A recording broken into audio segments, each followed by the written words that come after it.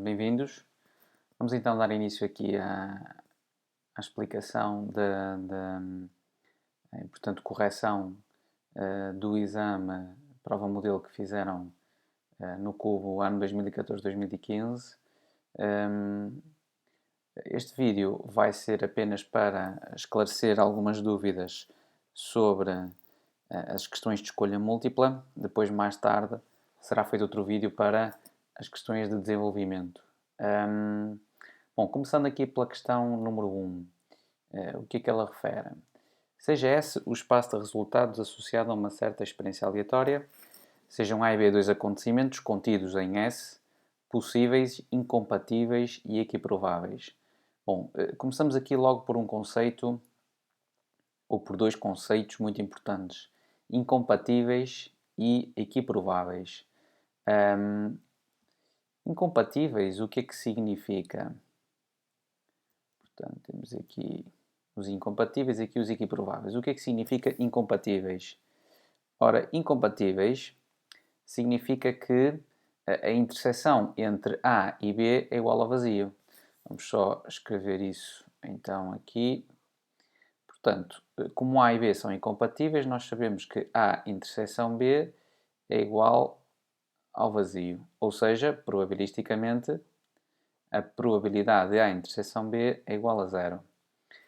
Sabemos ainda que os acontecimentos A e B são equiprováveis. Portanto, se são equiprováveis, sabemos que a probabilidade do acontecimento A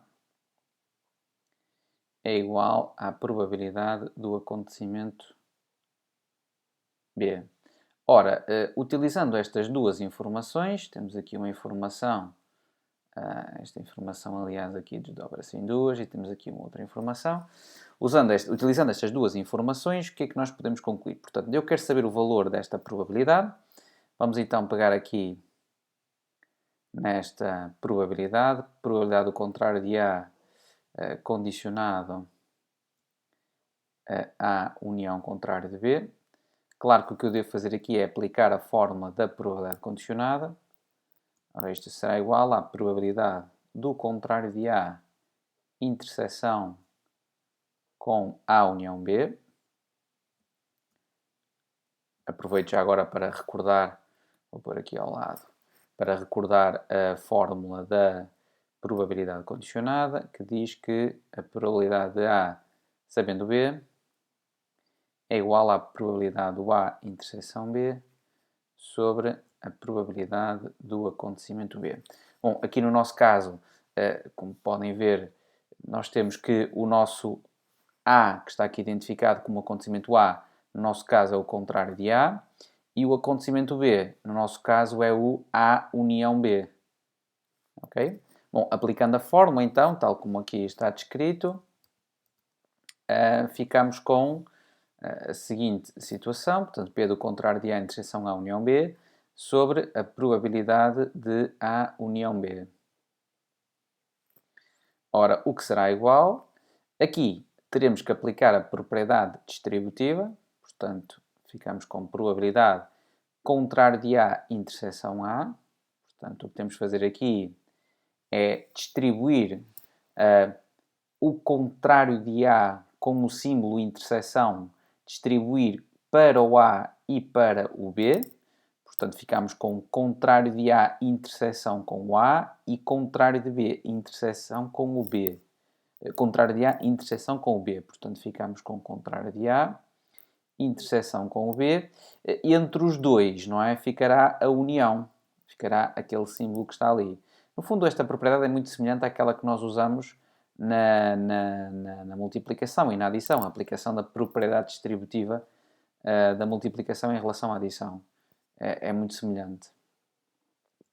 Sobre a probabilidade de A união B. Ora, contrário de A interseção A, como são dois acontecimentos contrários, a sua interseção é o vazio, união com o contrário de A interseção B, sobre a probabilidade de A união B. Ora, nós aqui também teremos que aplicar a fórmula da probabilidade da união de dois acontecimentos, que é igual à probabilidade do A mais a probabilidade de B menos a probabilidade de A interseção B. Aqui, conjunto vazio, união com o contrário de A interseção B, vai dar exatamente a probabilidade do contrário de A interseção B. Isto porque, se juntarmos os elementos deste acontecimento, aqui faltam parênteses, se juntarmos os elementos deste acontecimento com os elementos do conjunto vazio, claro que obtemos só os elementos deste acontecimento, uma vez que o conjunto vazio não tem qualquer elemento. Sobre probabilidade do A, ora, mais probabilidade B, menos 0. Portanto, aquela probabilidade ali, da interseção B, é igual a 0, uma vez que A e B são acontecimentos incompatíveis e, portanto, a probabilidade é 0. Ficamos, então, com esta situação. Bom, temos aqui agora a seguinte situação. Qual é o valor da probabilidade do contrário de A interseção B? Talvez seja melhor recorrer aqui ao diagrama de Venn para percebermos estes dois acontecimentos, como é que eles se encontram relacionados. Vamos tentar fazer aqui um esquemazinho rápido. Portanto, vamos representar aqui a vermelho o acontecimento A e temos que representar, por exemplo, a azul o acontecimento B. Claro que eu vou representar A e B de forma a que os acontecimentos sejam incompatíveis, ok? Portanto, se o acontecimento A é representado aqui por esta bola, o acontecimento B, representado por esta aqui, reparem que o contrário de A, no fundo, é tudo o que está fora do acontecimento A. Portanto, tudo o que está fora do acontecimento A é o contrário de A. Ora, a interseção do contrário de A com B vai dar exatamente o B.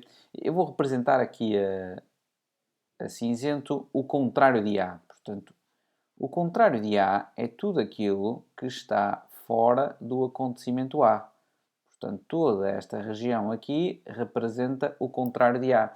Ora, e se eu intersetar o que está cinzento com o que está azul, que é o acontecimento B, obtenho exatamente aqui o B. Esta é a interseção dos dois. Portanto, a probabilidade do contrário de A interseção B é exatamente a probabilidade de B sobre probabilidade de A mais probabilidade de B. Ora, nós sabemos que A e B são equiprováveis, por isso a probabilidade é a mesma, logo ficamos aqui com probabilidade de B mais a probabilidade de B. Portanto, ficamos então com probabilidade de B sobre 2 vezes a probabilidade de B.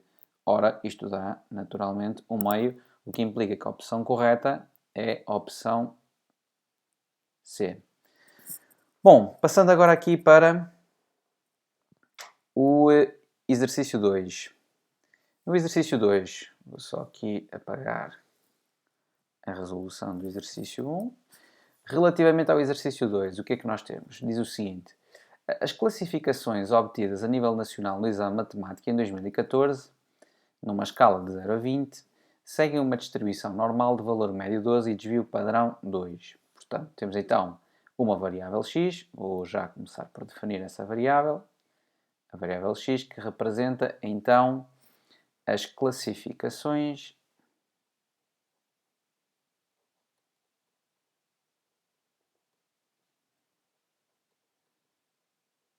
no exame de matemática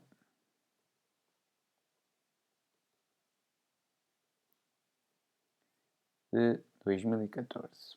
Ok. E, portanto, nós sabemos que esta variável segue uma distribuição normal de valor médio 12 e desvio padrão 2. Ok? Mas, num concurso de uma determinada universidade, existe a realização do exame de matemática e a nota mínima de 14 valores. O Pedro realizou o exame de matemática em 2014 e conseguiu ser admitido nesse concurso dessa universidade. Qual é a probabilidade, com aproximação às centésimas, de ter obtido uma classificação inferior a 16 valores? Ora, o que é que nós pretendemos então? Nós pretendemos calcular a probabilidade do Pedro ter uma classificação inferior a 16 valores. Se nós olharmos com a devida atenção, reparamos na seguinte informação que é muito importante. Diz aqui o seguinte. O Pedro realizou exame de matemática em 2014 e conseguiu ser admitido nesse concurso dessa universidade. Diz aqui, portanto, nós já sabemos que ele conseguiu ser admitido nesse concurso a essa universidade, o que implica que a nota mínima do Pedro foi 14 valores. Portanto, nós já sabemos que a nota mínima dele foi 14 valores. Ele tirou pelo menos 14 valores. O que se pretende é saber qual é a probabilidade de ele ter uma classificação inferior a 16. Ora, se traduzirmos para a linguagem matemática tudo aquilo que está ali a dizer, a probabilidade que se pretende calcular é a probabilidade da classificação obtida pelo Pedro ser inferior a 16, sabendo nós que ele foi admitido no concurso daquela universidade, ou seja, sabendo nós que ele tirou uma classificação superior a 14 valores. Ora, aplicando aqui a fórmula da probabilidade condicionada, ficamos com probabilidade x menor que 16 e x maior que 14 a dividir pela probabilidade de x maior que 14. Ora, como estamos a trabalhar com distribuição normal, devemos sempre, para calcularmos as nossas probabilidades, recorrer a um esquema, desenhar aqui a curva de Gauss, ou a curva da distribuição normal. Vamos tentar fazer uma curva aqui mais ou menos, está mais ou menos como se pretende. Portanto, nesta curva, as propriedades que ela tem, portanto, o valor central corresponde à média, que neste caso é 12. Sabemos que o valor médio é 12. Marcamos já os valores de referência, média mais um desvio padrão, ou seja, média mais 2 dá 14.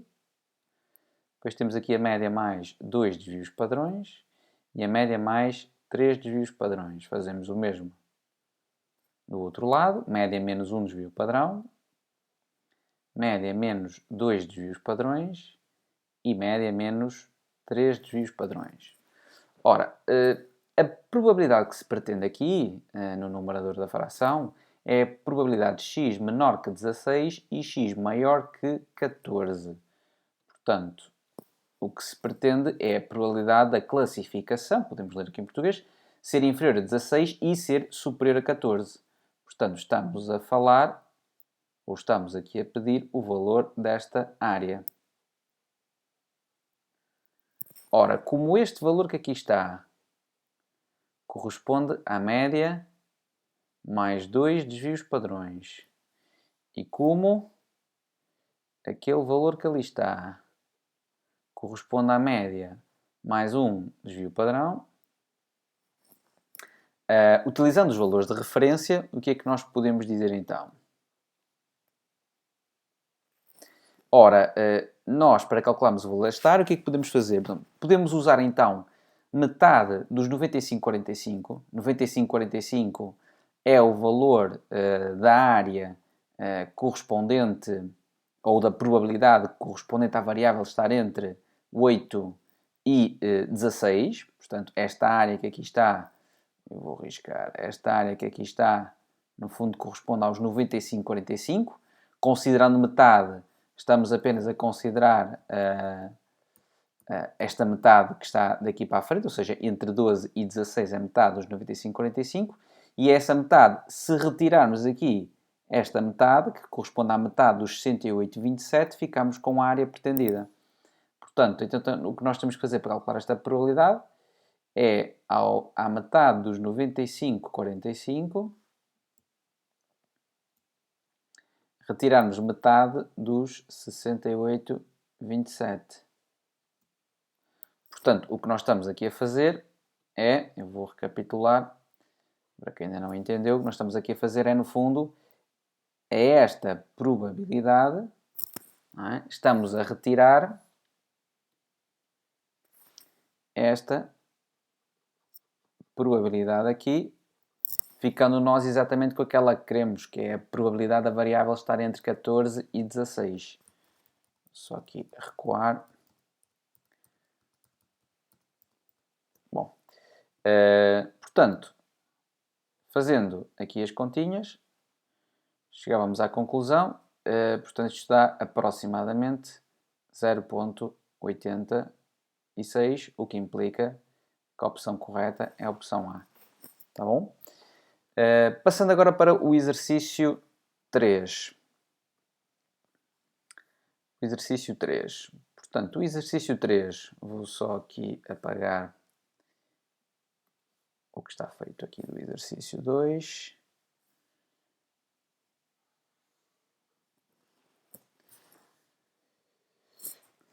O que diz aqui o exercício 3? O exercício 3 diz o seguinte: seja v de n a sucessão definida por v de n igual ao logaritmo na base 4 de 2 elevado a 3n menos 1. Qual das afirmações seguintes é verdadeira? V de n é uma progressão geométrica de razão de 3 meios. Portanto, já agora vamos aproveitar e vamos recordar aqui o que é uma progressão geométrica. Ora, progressão geométrica. Quando é que uma sucessão é uma progressão geométrica? Portanto, uma determinada sucessão é progressão geométrica se, portanto, o de n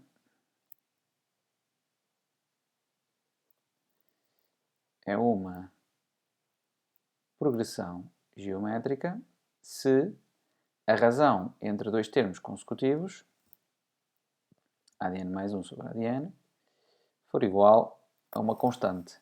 É essa constante, nós damos o nome da razão da progressão geométrica.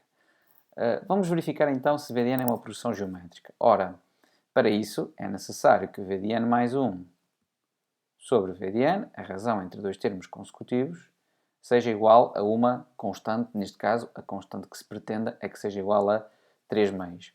Portanto, ficamos então com o logaritmo na base 4, vamos aqui ao termo geral da sucessão, calcular o termo de ordem n mais 1, portanto, substituir aqui o n por n mais 1 e, consequentemente, ali temos que substituir o n por n mais 1. Ficamos então com o logaritmo na base 4 de 2 elevado a 3, n mais 1, menos 1. Portanto, o que se fez aqui então foi ir ao termo geral da sucessão, v de n, substituir o n por n mais 1. Portanto, substituímos aquele n ali por n mais 1 para calcular o termo de ordem n mais 1 e, portanto, temos que ir aqui ao termo geral, substituir o n por n mais 1. Foi o que se fez. E depois temos que colocar aqui o termo de ordem n, que é o logaritmo, na base 4, de 2 elevado a 3n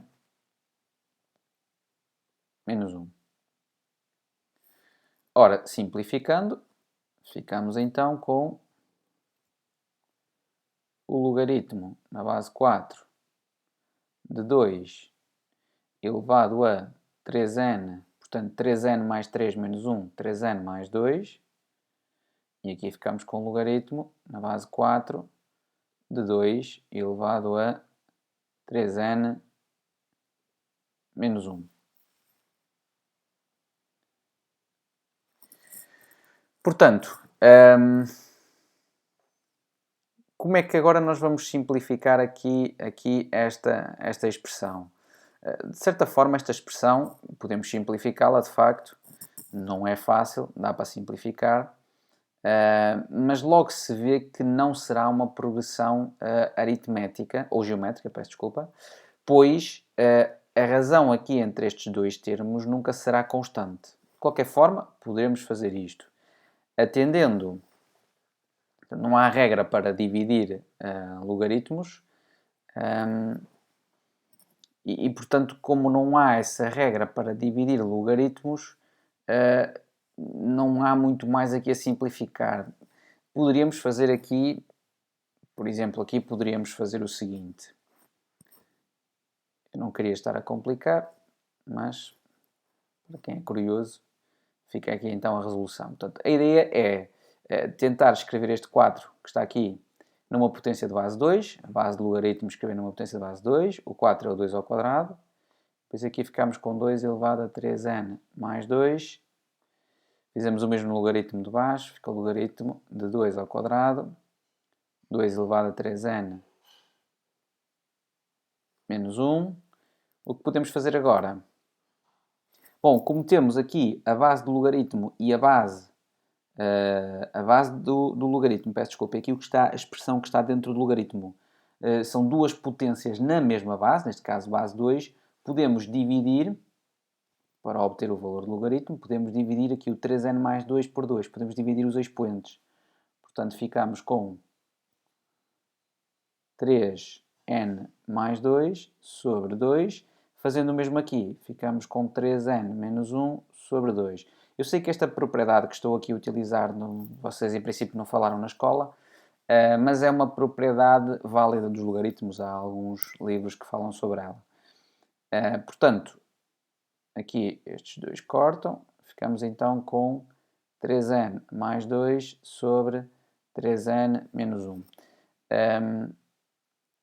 Para simplificarmos isto, portanto, podemos dividir aqui estes polinómios. No entanto, não vale a pena, vocês podem experimentar, mas vão reparar que este valor aqui não é constante, este valor depende do n.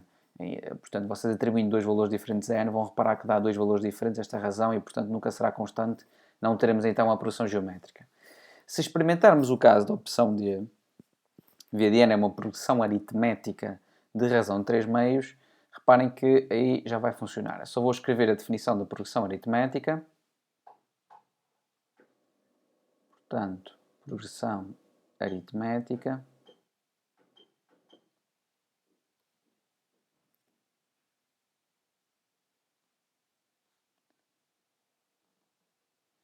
Ora, o de n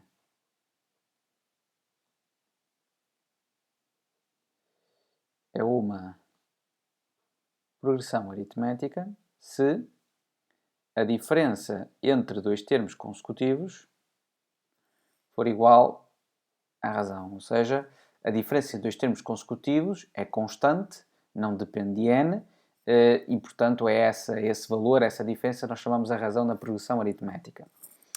Portanto, neste caso, vou ter que fazer aqui, portanto, vamos ver então se a diferença entre dois termos consecutivos é constante.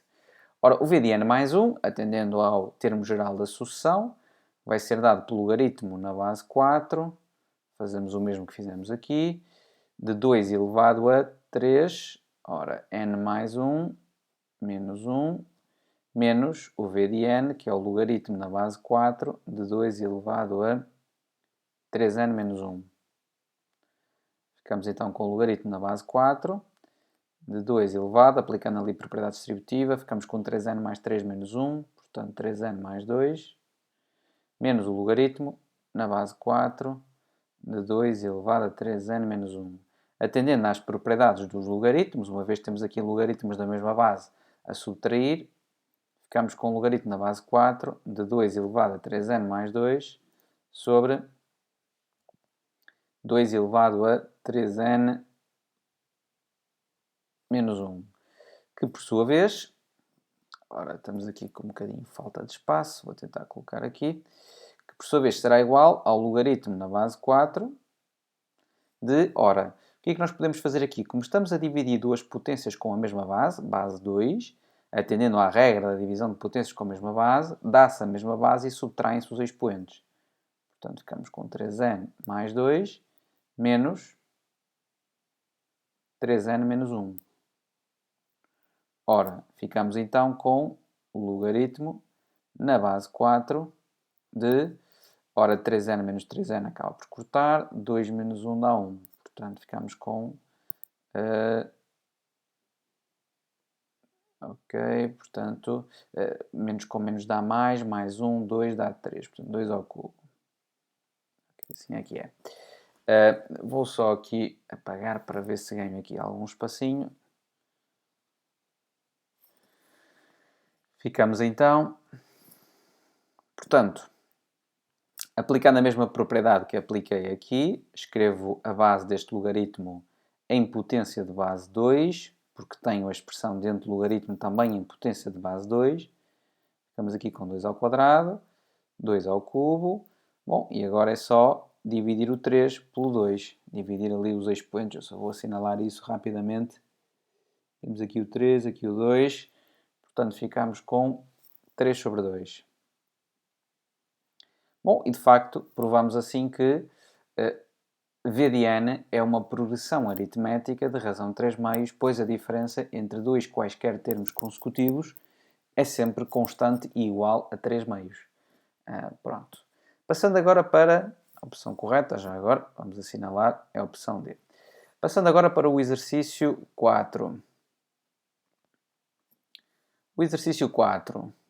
O exercício 4, o que é que nos diz? Ora, ok. O exercício 4, o que é que nos diz? Na figura está uma representação gráfica da função g. Tal como o gráfico sugere, a imagem do objeto 2 é 3 e a reta de equação x igual a 2 é a assíntota vertical do gráfico de g. Portanto, a reta x igual a 2, de facto, é a assíntota vertical do gráfico de g. Seja o de n a sucessão definida por d n igual a 2n sobre n mais ln de n. Qual é o valor do limite de g do de n? Portanto, o que se pretende aqui é determinar o valor do limite das imagens da função g correspondente aos objetos do de n. Ora, se o objetivo é ter o limite das imagens, antes de mais eu tenho que conhecer o limite dos objetos. Eu tenho que perceber estes UDNs que estão aqui, estes objetos que estão aqui, estão próximos de que valor? Bom, para isso começamos então por calcular o limite dos objetos, o limite dos UDNs. Ora, o limite do UDN vai ser igual ao limite de 2n sobre n mais ln de n. Nas sucessões, ali no limite não pomos nada, porque o n está sempre a tender para mais infinito, já se sabe, está pré-definido. Portanto, fica com um limite. Ora, se substituirmos, que é a primeira coisa que devemos fazer no cálculo de um limite, reparamos que temos uma determinação tipo infinito sobre infinito, não é? 2 vezes mais infinito dá mais infinito mais o ln mais infinito, o ln mais infinito também é mais infinito, a somar com mais infinito dá mais infinito e, portanto, ficamos com uma indeterminação. Neste caso, parece-me que é muito fácil resolver a indeterminação, pois basta dividir todos os termos da fração por n e já ficamos até ali com o limite notável dos logaritmos.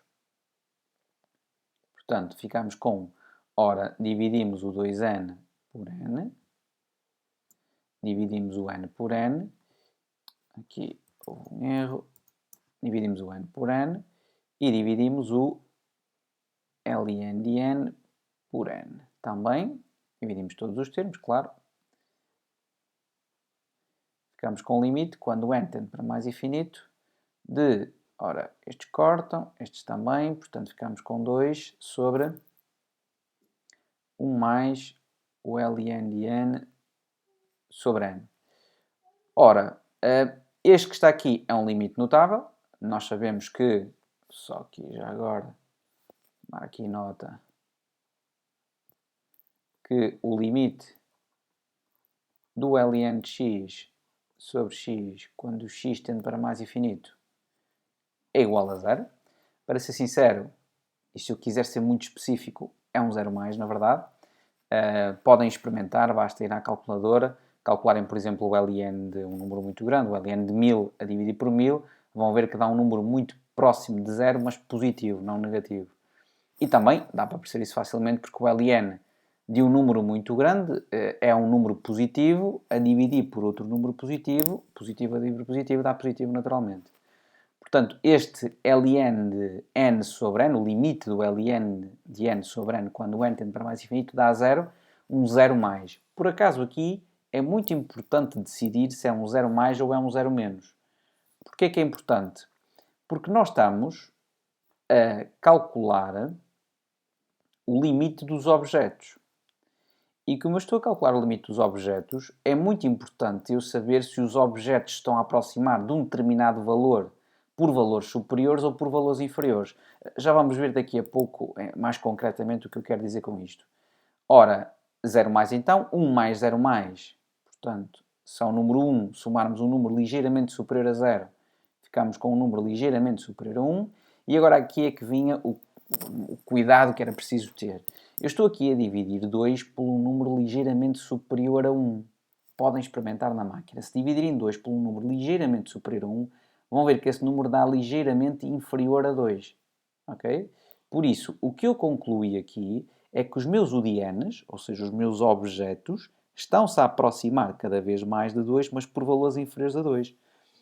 Esta conclusão de que este limite é 0 mais foi muito importante porque ajudou-me a perceber que os objetos se estão a aproximar de 2 por valores inferiores a 2. Okay? Agora sim, se os objetos estão a aproximar de 2 por valores inferiores a 2, claro que para cada um destes objetos, cada um deles tem uma certa imagem, e a conclusão que se tira é que quanto mais os objetos se aproximam de 2 por valores inferiores a 2, as suas imagens cada vez mais estão a tender para menos infinito. Portanto, o valor daquele limite é menos infinito.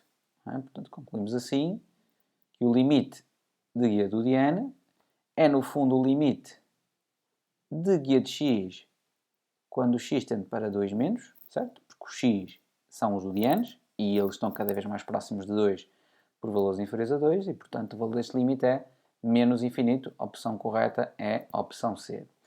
Passando agora para o exercício 5. O exercício 5. Bom, diz o seguinte.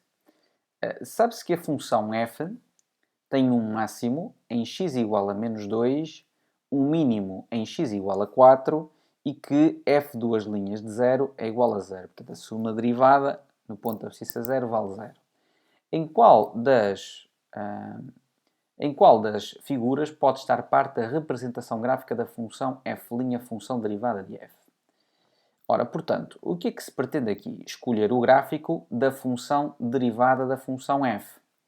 Portanto, eu tenho aqui duas informações. Uma informação sobre a função f, uma que diz que para x igual a menos 2, f tem um máximo e para x igual a 4 tem um mínimo. Essas são duas informações sobre a função f. E depois temos uma informação sobre a segunda derivada. Ok? Então vamos lá. Relativamente à função f, vamos olhar para as informações que temos sobre a função f. Qual é a relação entre a função f' e a função f? Ora, o sinal da função f' positiva, quando a função primeira derivada é positiva, sabemos que a função f é crescente. Quando o sinal da primeira derivada é negativa, sabemos que a função f é decrescente. Mais os zeros da primeira derivada estão relacionados com os extremos da função f. O que nós devemos talvez fazer aqui, para facilitar, é a tabela que normalmente fazemos nos exercícios analíticos, não nos exercícios gráficos, mas também o podemos fazer aqui, aquela tabela que relaciona a função f' com a função f. Bom, é isso que vamos fazer. Vou fazer aqui para este caso. Portanto, x, o que é que nós colocamos? Na primeira linha, a função f', na segunda, a função f. Menos infinito, mais infinito. Colocamos aqui em cima os zeros da f', que neste caso, olhando para o gráfico dela, são o menos 2 e o 4. Menos 2 é um 0. E o 4 é outro 0. Ora, olhando então para a representação gráfica da função primeira derivada, o nosso interesse na derivada é estudar o sinal, naturalmente. A função é negativa, de menos infinito a menos 2. De menos 2 a 4 continua a ser negativa. De 4 a mais infinito é que é positiva. Ora, isso implica que a função f tenha que ser decrescente novamente e depois crescente. Ora, daqui se conclui que para x igual a menos 2, f não tem nem máximo nem mínimo e que para x igual a 4, de facto, tem um mínimo. Portanto, aqui verifica-se a informação que se diz ali, mas aqui não se verifica a informação que temos ali, que diz que para x igual a menos 2, f tem um máximo.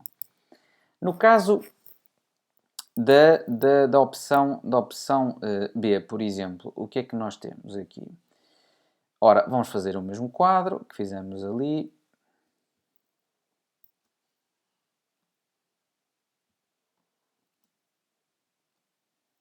Menos infinito, mais infinito.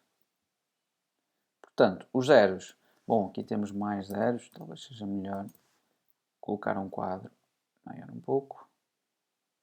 Temos o menos 2, o 0 e o 4. Portanto, o menos 2, vamos colocar aqui. Depois o 0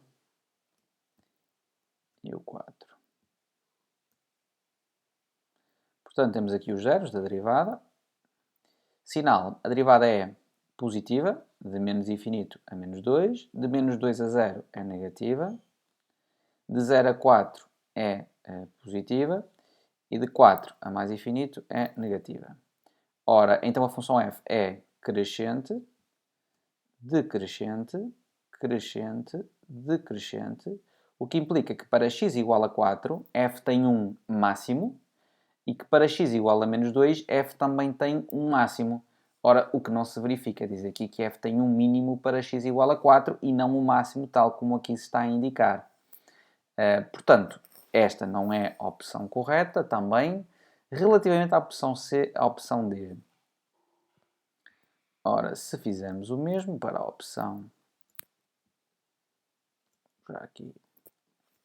Para a opção C e para a opção D. Portanto, menos infinito. F', F. Zeros da função primeira derivada são o menos 2 e o 4. Vamos colocá-los aqui.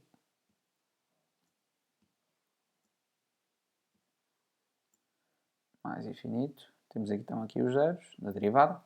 Observando o gráfico da derivada, de menos infinito a menos 2, a derivada é positiva, pois o gráfico está acima do eixo x. Entre menos 2 e 4, neste intervalo, o gráfico está abaixo do eixo x, portanto a função é negativa. E de 4 a mais infinito é positiva novamente. F, então, é uma função crescente, porque a sua derivada é positiva. Depois, decrescente, crescente. Então, para x igual a menos 2, f tem o máximo, atendendo à forma do gráfico, f tem um máximo. E para x igual a 4, vai ter um mínimo, não é? O que, de facto, verifica aquelas duas condições. No caso da opção D, os zeros da derivada, vou já colocá-los aqui, são o menos 2 e o 4 também.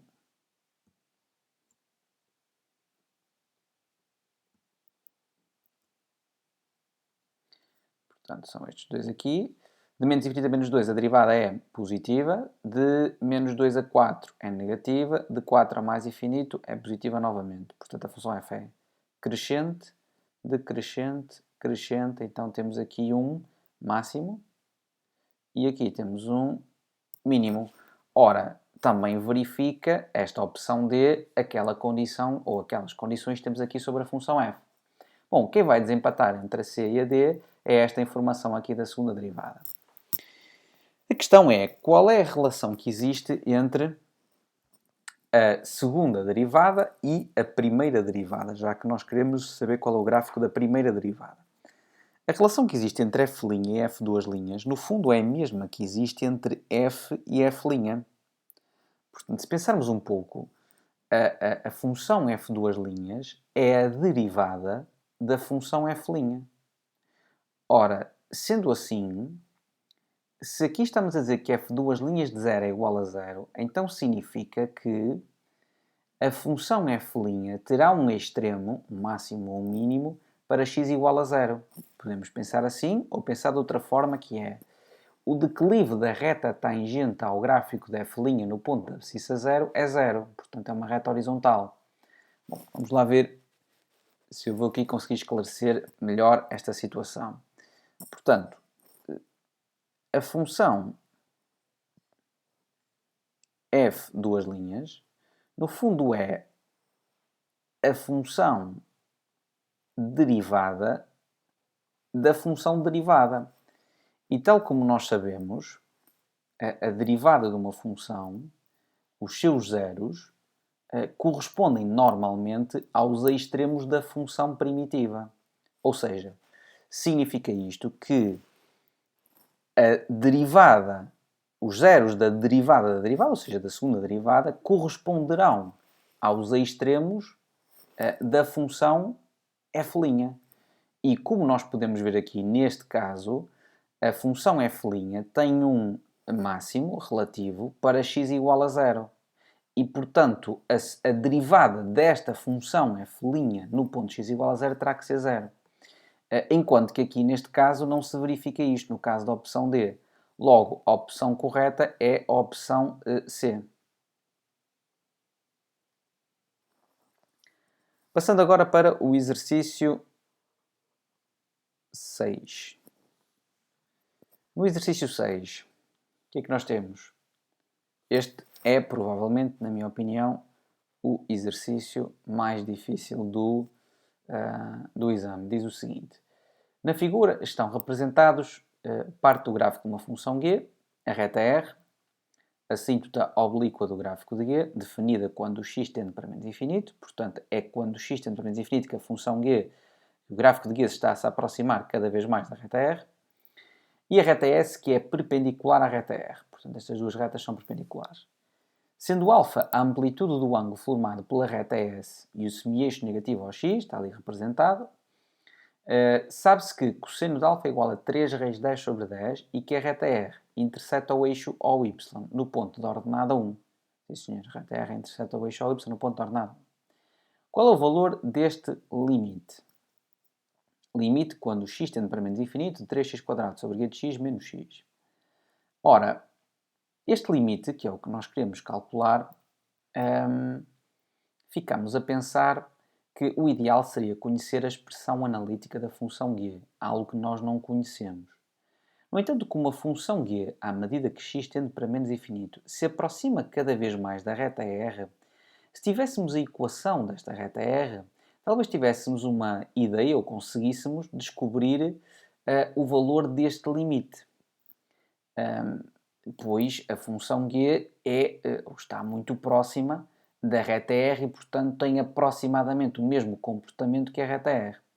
Então vamos tentar descobrir, em primeiro lugar, a equação reduzida da reta R. Que informações é que nós temos sobre a reta R? Que ela é perpendicular à reta S. Ora, se é perpendicular à reta S, então há aqui uma relação entre declives. Eu até vou colocar aqui.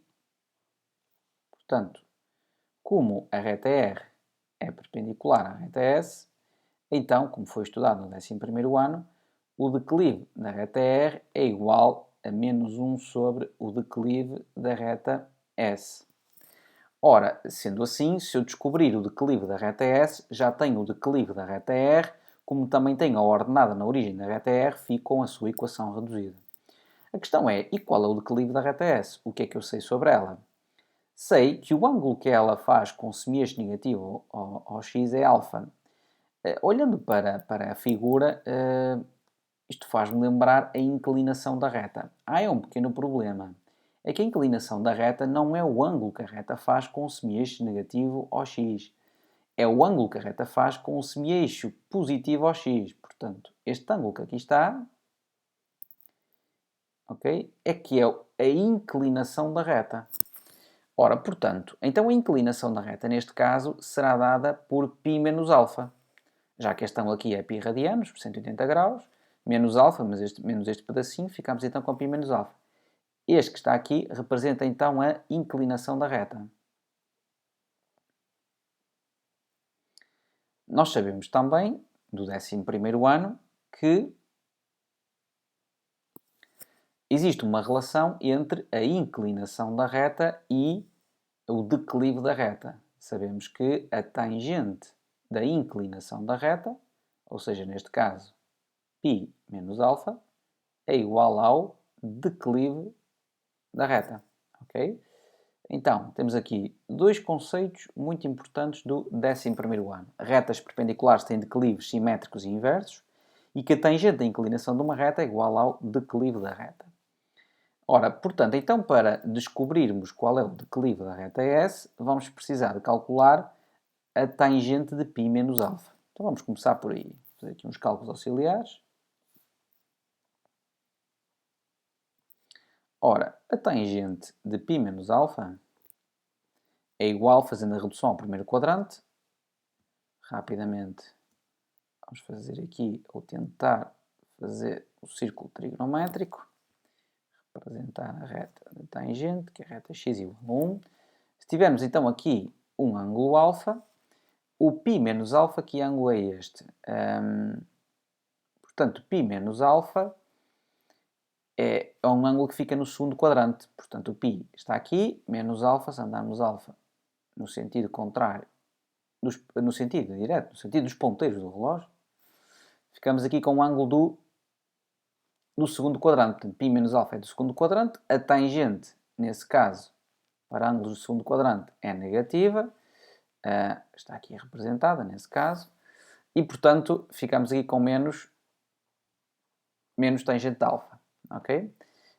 A questão é, e quanto é que é a tangente de alfa? Ora, como nós sabemos que o cosseno de alfa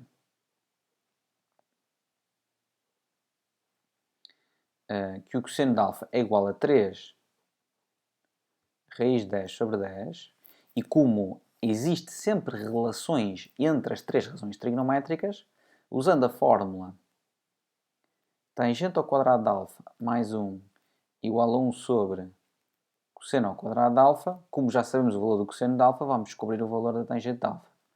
Portanto, daqui resulta que a tangente ao quadrado de alfa mais 1 é igual a 1 sobre, ora, 3 raiz de 10 sobre 10 ao quadrado, ficamos com 9 vezes 10 sobre 100. Aqui cortamos. Ficamos então com tangente ao quadrado de alfa mais 1 igual a 10 sobre 9. Portanto, a tangente ao quadrado de alfa vai ser igual a 1 nono, ao passar o 1 para o segundo membro menos 1. Ficamos então com tangente de alfa igual a mais ou menos raiz quadrada de 1 nono. Uma vez que o alfa é um ângulo agudo, portanto pertence ao primeiro quadrante, dá para perceber perfeitamente na figurinha, não é? O alfa é um ângulo agudo, é um ângulo do primeiro quadrante, a tangente de um ângulo do primeiro quadrante é positiva, ficamos então com a tangente de alfa igual a 1 terço. Isto porque a raiz de 1 nono é igual a 1 terço. Portanto, já temos aqui o valor da tangente de alfa. Vou só fazer aqui uma caixinha à volta. Ora, sendo assim então, já tenho o valor da tangente de π menos alfa, que vai ser então menos 1 terço. Posto isto, já temos o declive da reta S. Portanto, acabamos de descobrir então que o declive da reta S, que era igual à tangente de π menos alfa, é igual a menos 1 terço. Ora, e atendendo ao que se disse aqui, então o declive da reta R vai ser menos 1 sobre menos 1 terço, que dá 3. Ora, sendo assim então, já temos a equação da reta R. Ora, a equação da reta R será y igual a 3x mais 1. 3x porque 3 é o declive da reta R, mais 1 porque a sua ordenada na origem é 1. Ora, como a reta R então é a assíntota oblíqua do gráfico de G quando x tende para menos infinito, o que é que nós sabemos? Sabemos duas coisas. Sabemos que o limite de g de x sobre x quando x tende para menos infinito é igual a 3, pois este limite representa o declive da assíntota, que nós sabemos que é 3, e ainda sabemos que o limite de g de x menos 3x, ou seja, estamos a falar da expressão que representa o b, a ordenada na origem dessa reta, é igual a 1, não é? Está ali. Ora, usando então estes dois limites, são estes dois limites, estas duas informações, que me vão permitir calcular o valor daquele limite que está ali. Ora, vamos então calcular o valor do limite pretendido. Ora, o limite, quando x tende para menos infinito, de 3x² sobre g de x menos x será igual... Bom, acho que deveríamos começar por reduzir tudo ao mesmo denominador para ficarmos com uma única fração. Ficamos com um limite, quando x tende para menos infinito, de 3x² menos x vezes g de x, tudo sobre guia de x, ok? O que se fez aqui foi colocar aqui sobre 1, posso colocar, e multiplicamos ambos por guia de x, quer o numerador, quer o denominador. Portanto, o que é que eu pretendo aqui desta expressão? É que apareça aqui alguma expressão semelhante a um destes dois limites, porque aí eu já posso substituir o limite encontrado por 3, se encontrar este, ou por 1, se encontrar aquele. Portanto, para isso, parece-me que devemos colocar o x aqui em evidência, porque é um fator comum dos dois termos, que constituem o numerador. Portanto, x em evidência, 3x menos guia de x, tudo sobre guia de x. Ora, se olharmos para aqui com calma, reparamos que este x guia de x, só fazer aqui, este x guia de x que aqui está, não é? X sobre guia de x, digo, é muito, aliás, é muito semelhante, é o inverso deste que está aqui. Ora, então, parece-me que será importante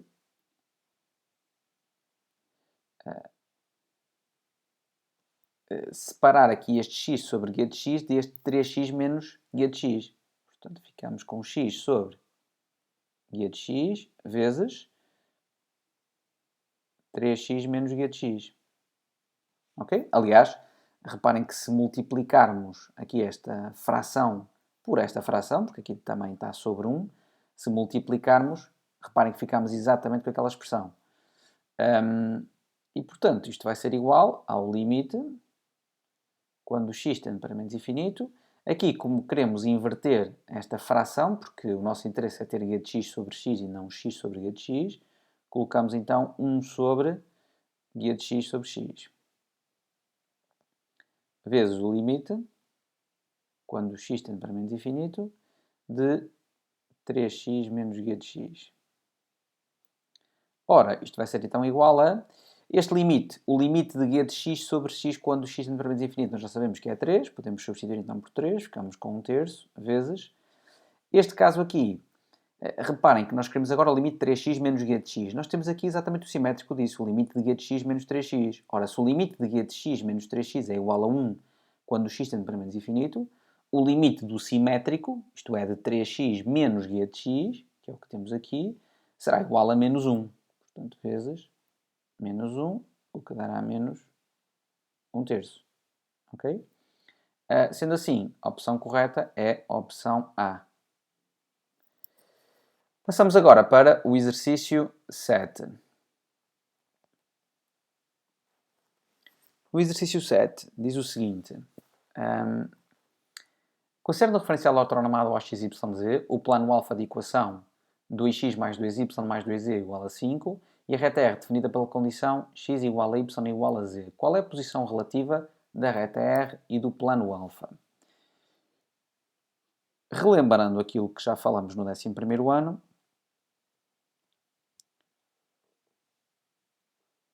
vou desenhar aqui um plano.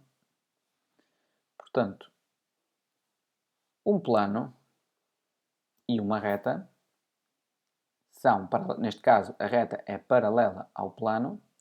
E reparem que uma reta é paralela a um plano se o vetor diretor da reta, ou seja, um vetor que tenha a mesma direção da reta, e o vetor normal ao plano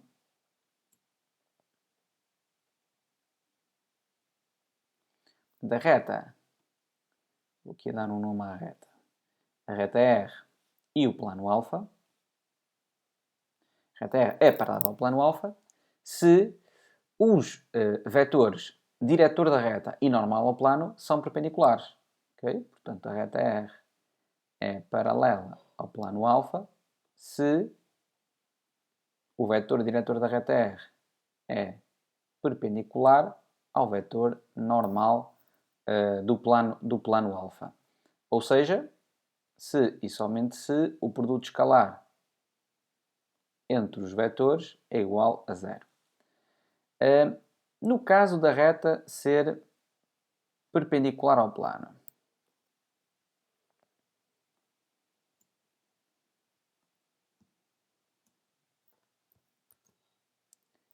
Ora, vamos lá. No caso da reta ser perpendicular ao plano.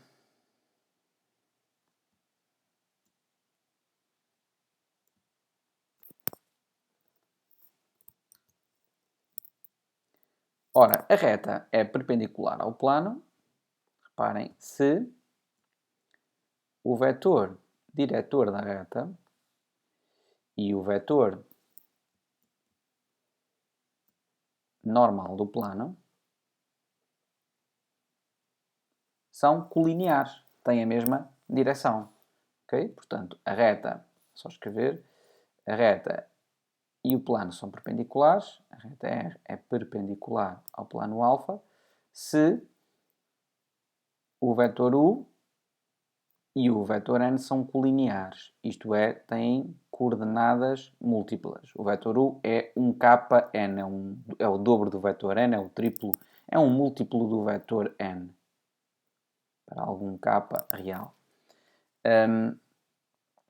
Ora, será que a reta R é perpendicular ao plano alfa? Ora, isto é verdade, de facto, se os vetores diretor da reta e normal do plano forem colineares. Vamos ver se é o caso. Qual é o vetor normal ao plano alfa? O vetor normal ao plano alfa é o vetor de coordenadas 2, 2, 2. Portanto, o vetor normal ao plano retira-se da equação cartesiana do plano olhando para os coeficientes do x, do y e do z, neste caso 2, 2, 2.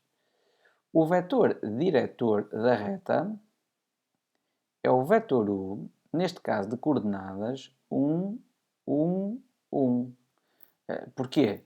Porque, vou relembrar aqui, que as equações cartesianas da reta, que é o que nós temos aqui, são da forma x menos x0 sobre a igual a y menos y0 sobre b igual a z menos z0 sobre c, em que o vetor diretor da reta é o vetor de coordenadas ABC e o ponto por onde a reta passa é o ponto de coordenadas x0, y0 e z0. Se olharmos aqui para as equações cartesianas desta reta, reparamos que, eu até vou fazer aqui, reparamos que as equações cartesianas aqui desta reta, no fundo, representam exatamente estas equações. X menos 0 sobre 1 igual a y menos 0 sobre 1 igual a z menos 0 sobre 1. Portanto, como as equações estão aqui escritas são exatamente equivalentes a estas, e tendo em conta o que se disse aqui, então o vetor é o 1, 1, 1 e o ponto por onde a reta passa é o 0, 0, 0. Ora, sendo assim então, reparamos neste caso que o vetor normal ao plano e o vetor diretor da reta são vetores colineares. Portanto, o vetor u, ou o vetor n, melhor dizendo, talvez seja melhor escrever assim que é mais fácil. O vetor n, exatamente, é igual a 2 vezes o vetor u, não é? As coordenadas 2, 2, 2 são o dobro das coordenadas 1, 1, 1. Portanto, daqui se conclui que os vetores n e u são colineares, pois têm coordenadas múltiplas. São colineares, têm a mesma direção. Logo, a reta tem que ser perpendicular ao plano. Portanto, a opção correta é a opção A. Passando agora para o exercício 8, o último exercício de escolha múltipla. Qual das seguintes condições define no plano complexo uma reta paralela ao eixo real? Ora bom, vamos lá então. No caso da primeira opção, vou tentar fazer aqui um esquema ou uma representação de todas as condições. No caso da opção A, o que é que nós temos aqui?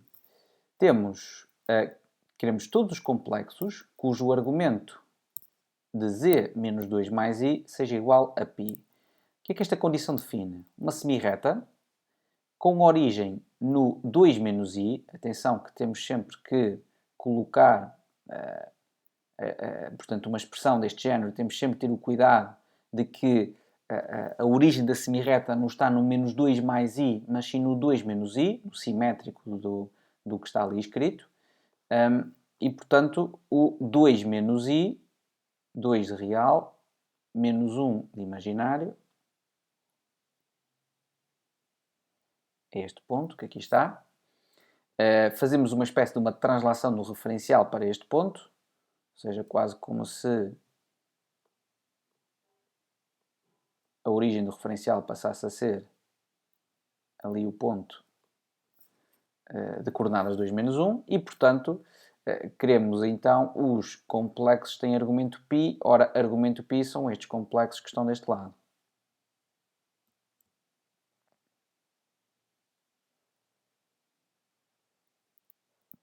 Portanto, e aquela condição representa este lugar geométrico. Não é uma reta paralela ao eixo real, mas sim uma semirreta paralela ao eixo real. No caso da opção B, o que é que nós queremos? Todos os complexos cuja distância ao I seja igual a 1. Portanto, o que é que nós estamos a falar? Ora, a região que representa todos estes complexos, que verificam esta condição, é exatamente uma circunferência centrada em I, ou seja, no ponto de coordenadas 0, 1, e de raio igual a 1. Portanto, será algo deste género.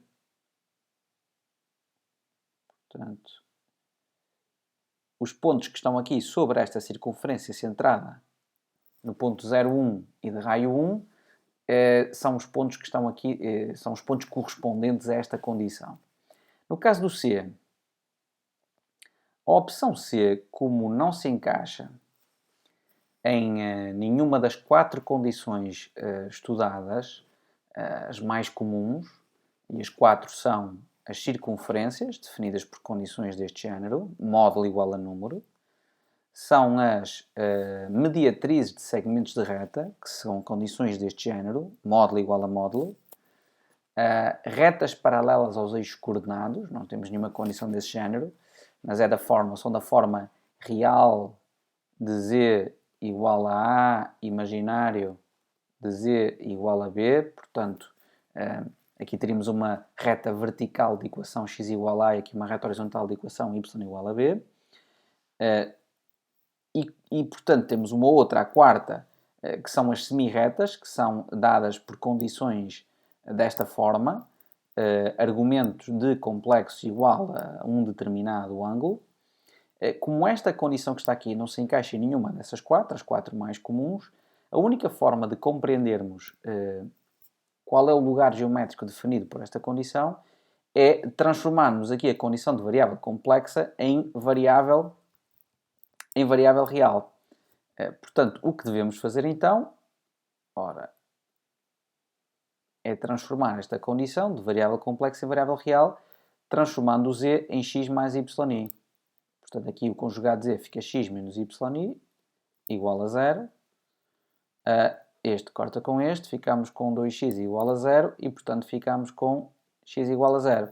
Ora, essa condição, x igual a 0, que lugar geométrico define? Define exatamente a reta x igual a 0, no fundo o eixo, eu vou representar se calhar aqui uma cor diferente, aqui o eixo ao y, ok? Não é uma reta paralela ao eixo real, tal como se pretende, por isso esta não é a resposta correta. No caso da D, se formos à opção D, aqui estamos a falar, estamos a pedir, ou queremos representar todos os complexos cuja distância ao 2 menos i, atenção que tem que ser sempre simétrico do complexo que está ali representado, o mesmo fizemos aqui para o centro da circunferência, o mesmo fizemos aqui para a origem da semirreta. Portanto, queremos todos os complexos cuja distância ao 2 menos i seja igual à distância ao 2 mais 3i. Portanto, esta condição define, ou é definida geometricamente, define geometricamente, a mediatriz do segmento de reta que tem por extremos o 2 menos i, vamos representar aqui o afixo desse complexo, ou a imagem geométrica desse complexo, e O outro extremo do segmento de reta é o 2 mais 3i. Que está aqui. Ora, portanto, o segmento de reta que define a minha mediatriz é este segmento de reta, logo, a mediatriz ficará mais ou menos assim, logo, a condição, esta condição define uma reta de facto paralela ao eixo real, portanto a opção D é a opção correta. Ficamos então assim com as questões de escolha múltipla do exame resolvidas. Há alguma questão que queiram esclarecer, eu ou os vossos professores estarão disponíveis certamente para esclarecer alguma questão. Ok? Bom trabalho e boa preparação para o exame. Mais tarde eu irei fazer então um vídeo sobre a resolução das questões de desenvolvimento.